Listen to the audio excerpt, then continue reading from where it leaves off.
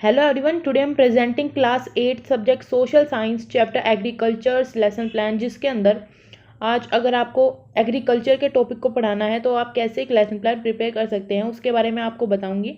तो ये हमारा ज्योग्राफी का चैप्टर है क्लास 8 का, और पूरा एग्रीकल्चर टॉपिक आप बच्चों को कैसे पढ़ाएंगे, उसके लिए क्या अप्रोच हो सकती है, कौन कौन से टीचिंग एड आप यूज़ कर सकते हैं, क्या टेक्निक क्या मेथड यूज़ कर सकते हैं, इसमें भी आपके ये वीडियो आपके लिए हेल्पफुल होगी।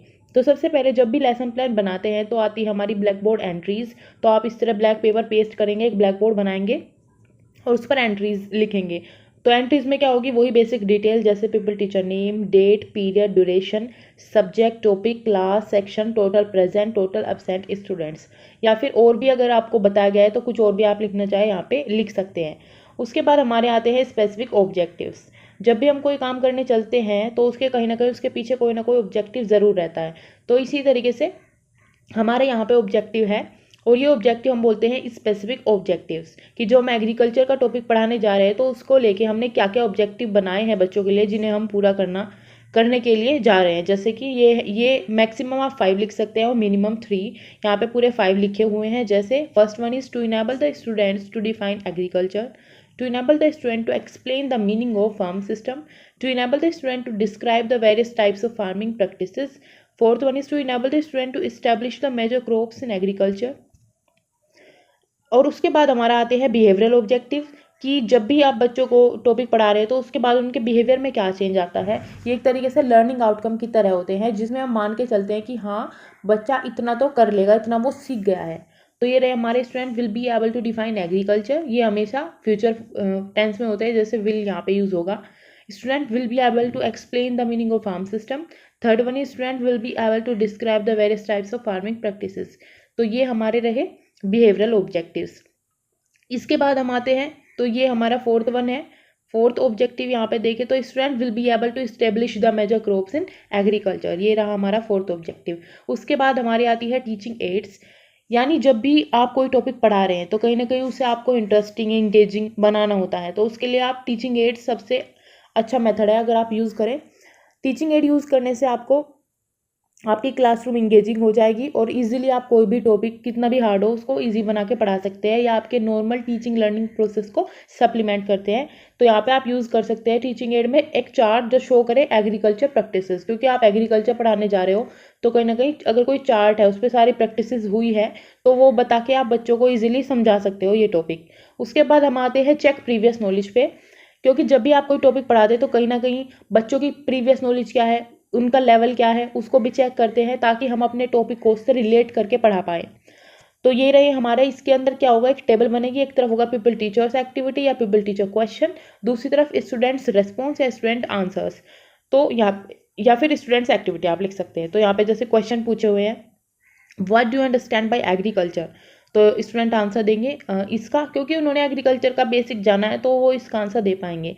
फिर है do you know there are certain system in farming, तो कुछ स्टूडेंट इसका करेक्टली आंसर दे पाएंगे, कुछ नहीं, यही होगा क्योंकि सिस्टम के बारे में वैसे तो उन्होंने पढ़ा है, फिर भी कुछ बता पाएंगे कुछ नहीं। फिर थर्ड आता है do you know that there are various types of farming practices, तो प्रैक्टिसेस तो होती है, इतना बेसिक बच्चों को पता होगा तो आंसर वो ये तो कर पाएंगे कि हाँ प्रैक्टिसेस तो होती है।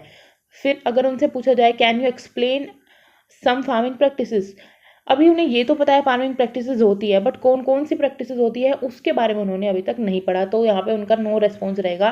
फिर यहीं से हम अपने टॉपिक को करेंगे इंट्रोड्यूस। फिर आता है introduction of the topic. Agriculture has been an important component of human civilisation and existence. Agriculture not only means growing of food crops but also incomparable in keeping animals। तो ये सब इसके अंदर आता है। फिर हम स्टेटमेंट ऑफ द टॉपिक देते हैं, today we will discuss about agriculture, farm system and various farming practices and major crops, तो इसके बारे में हम देखेंगे। फिर आता है हमारा प्रेजेंटेशन पार्ट। तो प्रेजेंटेशन पार्ट के अंदर हमारा एक टेबल बनेगा जिसमें एक तरफ होगा सीरियल नंबर, फिर teaching point, people teachers activity, students activity, teaching method, evaluation, तो ये सब आएंगे। तो सीरियल नंबर है, जैसे यहाँ पे आप टीचिंग पॉइंट में जो भी टॉपिक आप पढ़ाते जाएंगे वो सब लिखते जाएंगे। जैसे यहाँ पे है टू डिफाइन एग्रीकल्चर, पहले हम एग्रीकल्चर के बारे में बताएंगे। तो इसके लिए पीपल टीचर क्या करेंगे, तो people teacher will be explaining and writing definition of agriculture. Agriculture is a primary activity, it includes growing crops, fruits, vegetable, flourish, rearing of live stock, ये सब। तो स्टूडेंट क्या करेंगे, student will B listen and write down in their notebook जो भी चीज़ important है, और यहाँ पे सीधा लेक्चर मेथड चलेगा। आप चाहे तो कोई और मेथड भी यूज़ कर सकते हैं। और इवैल्यूएशन में आपका क्वेश्चन रहेगा what do you mean by agriculture, तो सिंपल क्वेश्चन यहाँ पे यूज़ होगा। फिर आते हैं अपने सेकेंड टीचिंग पॉइंट पे, तो ये है to explain the meaning of farm system. तो people teacher will be discussing about form system and its meaning and student will be actively participate in the discussion, और यहाँ पे डिस्कशन मेथड यूज़ होगा। And question यहाँ पे हो जाएगा define form system. Form system को डिफाइन करने के लिए हम बच्चों को बोल सकते हैं। फिर थर्ड टीचिंग पॉइंट है to describe various types of farming practices. तो यहाँ पे क्या कर सकते हैं, people teacher will be explaining and discussing about various types of farm practices, जैसे सब्सिस्टेंस और कमर्शियल फार्मिंग।